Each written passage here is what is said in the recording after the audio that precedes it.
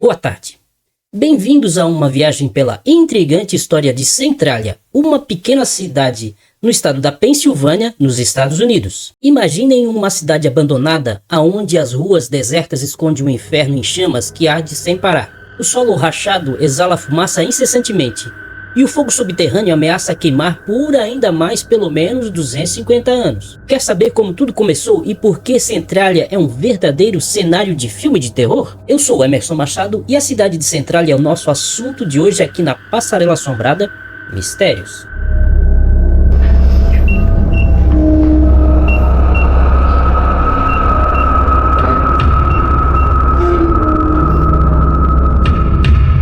Então, a história de Centralia remonta ao início do século XIX, quando a área começou a ser habitada por mineiros atraídos pelas vastas reservas de carvão antracito, um dos tipos mais puros e valiosos de carvão mineral. Então, o antracito se fez às vistas dos mineradores fundadores de Centralia como uma verdadeira mina de ouro. A cidade foi oficialmente fundada em 1866 por Alexander Hay, um engenheiro de Minas que viu o potencial econômico da região. Então Hay adquiriu terras na área e começou a desenvolver a infraestrutura necessária para a mineração em larga escala. A chegada da ferrovia na década de 50 facilitou o transporte de carvão, impulsionando o crescimento da cidade. Centralia rapidamente se transformou em um centro próspero, atraindo imigrantes de várias partes do mundo em busca de trabalho e melhores condições de vida.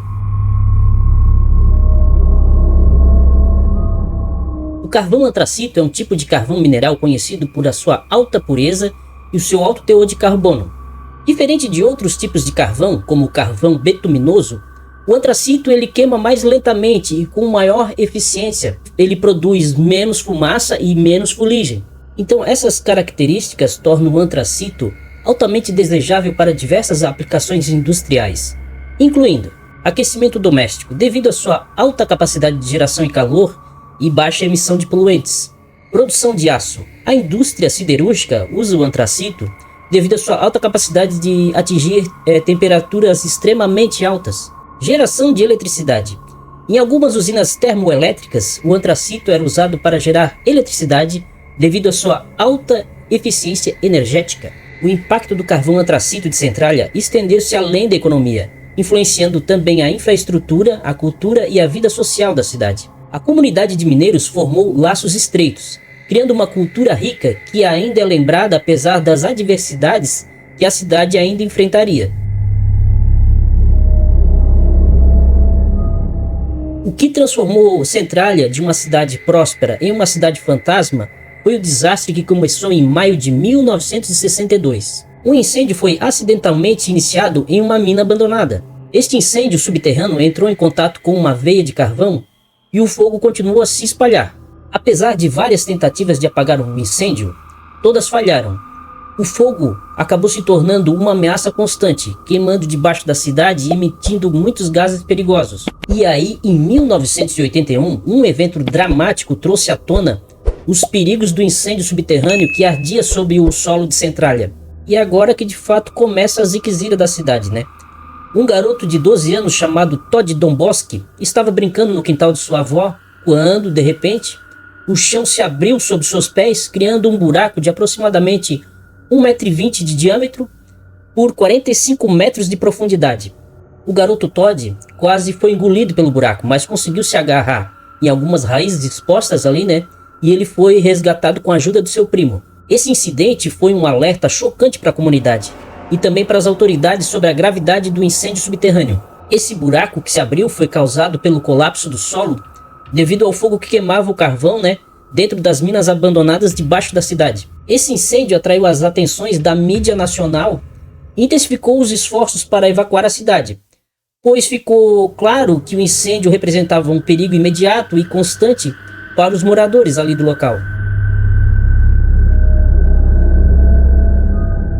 Nos anos que se seguiram ao incêndio, diversas tentativas foram feitas para extinguir o fogo, incluindo inundar as minas e escavar trincheiras, mas todas se mostraram ineficazes. A persistência do incêndio fez com que as condições de vida se deteriorassem rapidamente, com a liberação de gases tóxicos e o colapso do solo representando ameaças constantes. Então aí em 1983, o Congresso dos Estados Unidos alocou mais de 42 milhões de dólares para o ressarcimento dos residentes de Centralia.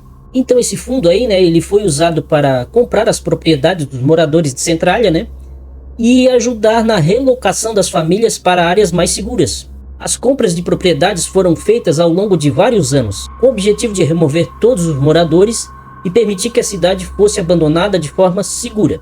O processo de desapropriação envolveu o governo tomando posse das propriedades privadas e oferecendo compensações financeiras justas, né, aos proprietários. Muitas famílias aceitaram as ofertas e se mudaram para áreas vizinhas, enquanto outras lutaram para permanecer ainda nas suas casas, ali em Centralia mesmo. Então, em 1992, a desapropriação foi reforçada quando o governador dali da Pensilvânia, ele assinou um decreto que condenava oficialmente todas as construções restantes ainda em Centralia. Apesar da desapropriação e das ordens de evacuação, algumas famílias se recusaram a deixar suas casas. Esses moradores, conhecidos como residentes persistentes, eles contestaram legalmente a desapropriação e eles lutaram pelo direito de permanecer ainda em Centralia.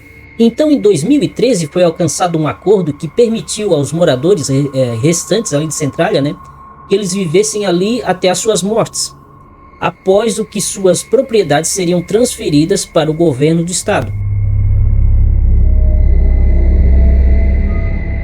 Após a evacuação e a desapropriação, Centralia se tornou praticamente uma cidade desabitada. Então o que resta hoje em Centralia, né, é uma paisagem marcada pelo abandono e com a natureza gradualmente retornando ao seu espaço. As ruas que antes eram cheias de vida agora estão totalmente vazias, exceto por alguns ainda poucos edifícios que resistem ao tempo. A presença do incêndio subterrâneo é visível através das rachaduras no solo, de onde saem fumaça e vapor. A população que restou em Centralia é muito pequena, composta por alguns moradores apenas que se recusaram a abandonar as suas casas. E aí essas poucas pessoas vivem em um cenário único, cercadas pelos efeitos contínuos do incêndio subterrâneo. E ainda apesar dos perigos, esses residentes mantêm suas casas e lutam para preservar a história e a memória de Centralia. A Estrada Assombrada. Uma das áreas mais famosas por relatos de atividades paranormais é a Graffiti Highway. Os visitantes relatam sentir uma presença muito estranha, ouvir sussurros e ver figuras nebulosas nas proximidades.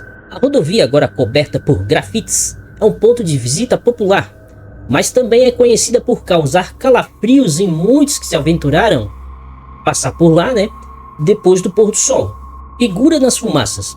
A fumaça que sai das rachaduras no solo de Centralia também é palco de muitas histórias de fantasmas. Alguns moradores e visitantes relatam ver algumas formas humanas emergindo das colunas de vapor, apenas para desaparecerem segundos depois. Então aí, rapaziada, esses avistamentos aumentaram ainda mais a reputação assombrada da cidade, criando uma sensação de mistério e desolação. Sombra nas ruínas. Com a maior parte ali da cidade em ruínas, né, há numerosos relatos de sombras se movendo dentro e ao redor das estruturas abandonadas. Então algumas pessoas, né, pessoal, afirmam ter visto figuras sombrias, né, observando de janelas quebradas ou atravessando o que seria o resto ali das casas do edifício, mas isso especialmente ainda à noite. Vozes e sussurros. Outro fenômeno comum em Centralia são os sons inexplicáveis. Visitantes relatam ouvir vozes distantes, risadas e sussurros quando ainda estão sozinhos nas áreas desertas da cidade. Então essas vozes são geralmente descritas como fracas e incompreensíveis, mas suficiente para provocar alguns arrepios. Então muitos acreditam, né, que os relatos ali de fantasmas e eventos paranormais em Centralia, que eles seriam o resultado da energia residual da tragédia que atingiu ali a cidade, né? A rápida evacuação e o abandono das casas e das vidas deixaram um impacto profundo. E algumas teorias sugerem que essas energias ainda estão presentes, se manifestando de maneiras ainda bem perturbadoras no local. Então, alguns pesquisadores ali de fenômenos paranormais visitaram Centralia na tentativa de documentar essas atividades. Embora não haja consenso sobre a existência de fantasmas, As histórias e os relatos continuam a alimentar a fascinação e o mistério em torno da cidade. Centralia serviu de inspiração para a série de jogos e o filme Silent Hill. Você já conhecia o filme Silent Hill? Bem legal, hein? Ele é bem sinistro. E também tem a série de jogos, que é da Konami. Então ali a atmosfera assombrada e o cenário pós-apocalíptico de Centralia forneceram o palco e o pano de fundo ideal para a criação da cidade fictícia de Silent Hill. A série de jogos. Silent Hill é uma popular série de jogos de survival horror criada pela Konami. Eu não me lembro se a Konami se ela é japonesa. Quem souber aí pode deixar nos comentários para nós que incorpora legal o vídeo. Então a cidade de Silent Hill ali no jogo da Konami, ela é conhecida pela sua névoa densa, né? E uma atmosfera assustadora, além de ser assombrada por monstros e por figuras sobrenaturais muito interessantes. A semelhança com Centralia é evidente, especialmente no primeiro jogo da série, onde a cidade é envolta em uma névoa e possui rachaduras no solo, de onde sai vapor, criando uma sensação ali constante, né, de perigo e mistério.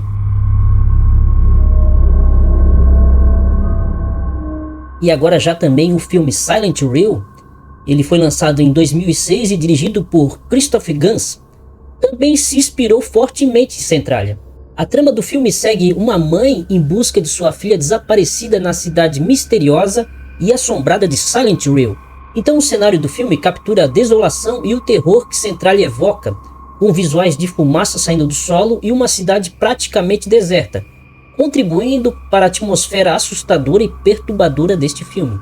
Então hoje, pessoal, Centralia é um testemunho silencioso das mudanças que uma comunidade pode enfrentar e uma prova da habilidade da natureza em retomar ali o seu espaço.